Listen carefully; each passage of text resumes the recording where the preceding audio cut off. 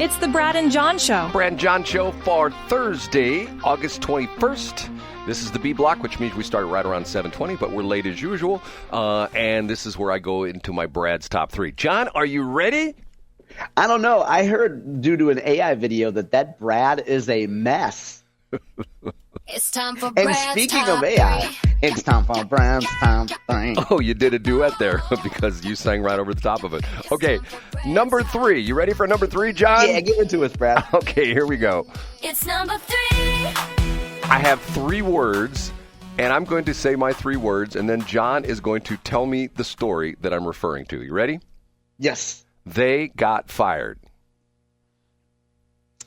Oh, first of all, let's appreciate Brad's use of the pronoun being Sarah Russell in St. Louis. We've discussed over a long period of time since the May 16th tornadoes that because of the siren failure, people were pointing fingers at St. Louis City Emergency Management Agency. Yeah, I guess it would be agency. Yes. Brad, pick it up from there. And the reason why Brad uses the pronoun they is because the human that is in charge is not a male or female. It's actually a woman.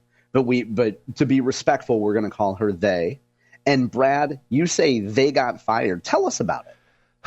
John, all I can say is this. Let's go back in John's life and when John was the PR flack for Monsanto/Bayer.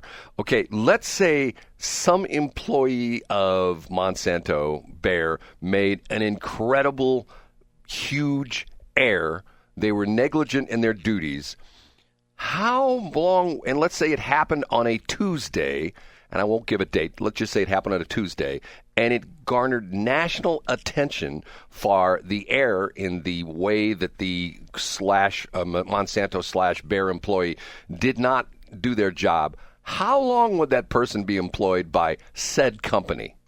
I'd say a few hours. I'd plan on swinging by their desk after hours, staying a little late, knowing they'd be there, putting their stuff in a cardboard box, and I'd give them a big hug and say, hey, it was a pleasure working with you. Right. Why does it take 90 days to fire somebody? I mean, it's to the point where how can you defend what happened? There is no defense. And the interesting... I'm sorry to interrupt, Brad, but we should point out that this came to her credit, to Cara Spencer's credit.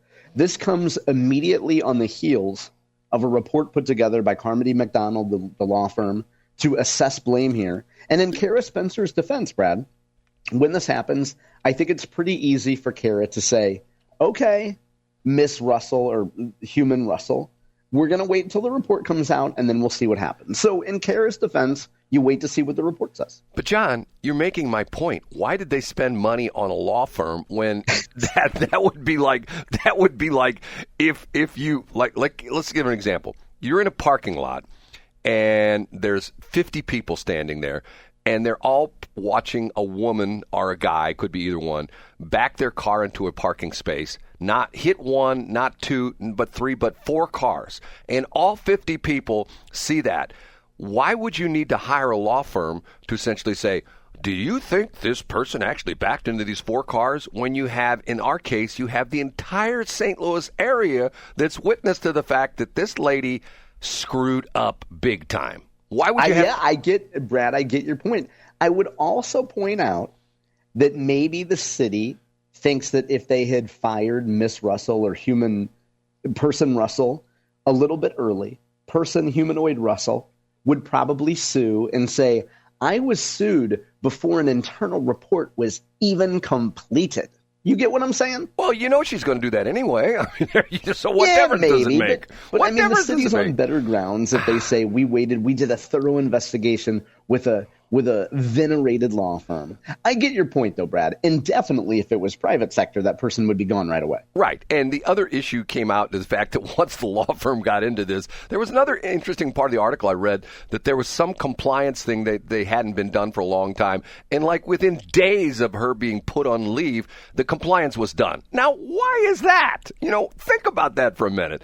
A lot of CYA, I'm sure, was going on at that period of time. Well, but even still, I mean, God, it's just crazy kind of stuff. Okay, I have a problem, John, and I'm going to play my number two thing here. Okay, you ready for this? It's time I'm ready. Okay, the problem is My number 2 is your number 1. How's that, John? Yeah, that's fun, but we didn't discuss it in too much detail, so why don't we discuss it in detail, Brad? The FBI thing, right? Yeah. Kate, I heard Eric Schmidt live on, was it Mark Reardon's show yesterday afternoon talking about this. And I'm thinking to myself, okay, and I heard you talk about it in your top 3. Why don't you give us numbers? Instead of being, well, there's going to be more FBI people in St. Louis. How many more? 2 more? 200 more? 2,000 more? I mean, put some numbers behind it. And the interesting part of it is, I heard Mark ask that question, and Eric said, well, I can't really divulge that information. He didn't say that word for word, but something to the effect that they didn't want to say. I mean, that would be like Cara Spencer coming on TV this afternoon saying, we're going to hire more police officers in the city of St. Louis, effective immediately. And one of the reporters says, Cara, how many officers are you going to hire? A bunch. How many is a bunch? And I think it's different because one involves national security and another one involves a simple police union confirming that there are numbers there. And I think if the CIA or the FBI doesn't want to signal to the world exactly what its operations are going to look like in St. Louis, I don't think they need to. Yeah, but... And I think you want to know, Brad, because you're nosy and you have the ghost of Camille Winter over your shoulder, and he'd get 1 inch from our face and tell us. I know. But I think that you're biased because you want to know all the answers to everything, and the FBI is not going to give them to you. Well, once again, I mean, isn't it sort of public information? Can't you find that somewhere? No, and I think that's why if you ask the FBI how many people are staffing their St. Louis office, they won't tell you. I think that's wrong. I really do. If you want, we have had a problem with the Biden administration where we didn't get straight answers to anything, mainly because of the fact that we had KJP up there, pontificating out of her 3-ring notebook, and which didn't make any sense. We had a president who was asleep at the switch, and I think now the tables have turned. People are going like, okay, don't give us this we can't tell you BS. Tell us. You know what I'm saying? I mean, and to the point where I think it sets a bad precedent, because if you really want to show that the Republicans who are now in charge on the federal level, on 3 houses of government, and the state level, and all the upper levels, and the House and the Senate, all that kind of stuff, be forthcoming. Put your cards on the table. Tell people what they want to know, and not this nebulous, well, we're bringing more FBI agents into St. Louis. How many more? Well, we can't say that. I just think that's a bad move. And I think that if someone gave you a gift horse, you would look at its teeth and you say, it's a little old. Do you have a younger pony you could give me? No, I would say, can I put a lawnmower attachment on the back of you and cut my grass at the transmitter since my lawnmower burnt up? Is there any way I could do that? That's what I'd do, John. Okay, ready for number 1? Yeah, And let's do it. Big finish, Brad's number. I was a little bit surprised this wasn't in the John top 3. This is a media thing, and I'm a media guy. Nexstar and Tegna. Did you hear this news? Yeah, I think I read it on my website days ago, Brad. Thank you. Nexstar, which I believe owns, Channel 2 and Channel 11? Yeah, there's a number of stations. I don't know them off the top of my head. But Tegna and Nexstar, a big consolidation there. Right. And the problem is, I don't know if the FCC is going to do this or not, the problem is that Nexstar already owns Channel 2 and Channel 11, which, going back to the old rules and regulations, you couldn't own more than one TV station to market. Then they changed that. I don't know what the new rules are. They change, all the time. But Tegna is Channel 5. And Nexstar is buying Tegna, and Tegna is the spin-off TV division from Gannett. I don't know how they came up with Tegna. It's some, probably. Yeah, it's one of the that means nothing. Oh, you dropped out there, John. Try that again. What'd you say? Oh, just saying that Tegna is a name kind of like Enron that was created by some creative agency and means absolutely nothing. And you're right, Brad. So I just looked it up. Nexstar owns KTVI and KPLR, right, and Tegna owns Channel 5. Channel 5. Okay. So if nothing is done about this, you will have one company that owns the NBC affiliate, the Fox affiliate, and I guess is Channel 11. I think they're still independent. Aren't they CW or something like that? It's one of them. Yeah, something like that. Okay. Here's the problem. Concentration of ownership. It's killed the radio business. It's killed the radio business Because you seem to be okay, Brad. I wouldn't say it's killed the radio business. No. You're still around. Tracy Ellis is still around. The great Diane Jones is broadcasting. It hasn't killed the radio business. it's mortally wounded us. We're all Okay, just, there you go. I mean, you are mortally wounded, Brad. we're crawling through the woods, bleeding, trying to find a place to die. That's what we're doing. I see. The interesting part of this is, first off, maybe it's much ado about nothing because the report came out yesterday from Nielsen, and whenever I mention Nielsen, John always makes fun of me because I bring up the fact that Nielsen still says that over 90% of the adult population listens to radio at least once a week, and John always makes fun of me when I say that. But the Nielsen report came out that every month the streaming numbers continue to rise. And I think right now they said the American public, 47% of the American public gets their television by streaming. And it was interesting because you know who the number 2 streaming is? Probably Amazon. YouTube. Oh, yeah, I believe it. Well, what's number 1? You know what? I can't remember what they said. I can't remember what number 1 was. Amazon or Netflix? Well, I guess it wouldn't be Netflix because that's TVs and movies. Okay. But yeah, I mean, everybody watches everything on YouTube. Right. But see, the crazy thing with me is I haven't had a television for years. I mean, probably years, Brad. You haven't had a TV for years. Probably maybe 15 years now. Literally, I've not had a TV. And to the point where everything I do is on my phone. I mean, everything. If someone told me to watch Channel 4 News tonight, I don't know how I would do it. Well, the interesting part of that is, John, I can tell you how to do it. And what's interesting, where you're at, it'd be no problem whatsoever. You go on Amazon, you buy, or you can go to Best Buy, you can go down the valley and go walk in the store and buy one of these little antennas. Cost you like $30. You plug it into the back of your TV set, and you will be surprised. You'll get, like, in St. Louis, you'll probably get about 150 channels for free.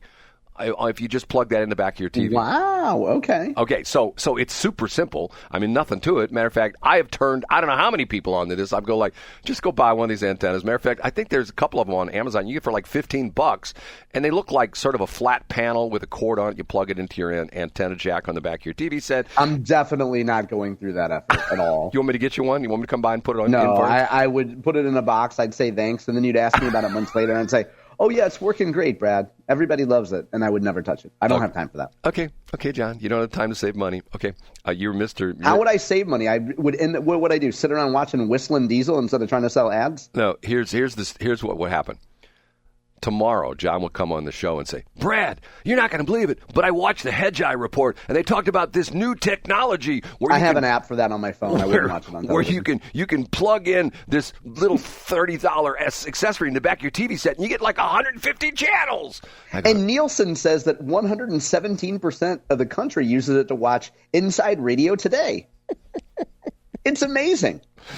Brad, yesterday, in one of the many items that you tease and then forget about, you said that you had a sad story about radio based on someone besmirching radio or an advertiser besmirching radio. And don't forget to tell the Bill Eigel story, Brad. Okay, quickly, the Bill Eigel story is sort of a nothing burger, but yesterday I get a text from Bill Eigel, and I will read it to you. John gets mad at me when I do this. I will get mad at you. Yesterday afternoon, 2:07 p.m., Bill Eigel, what time is your show on in the morning? And my response, you want to hear my response? Yeah, please do. I'm crushed. I thought you listened. Oh, that's good, Brad.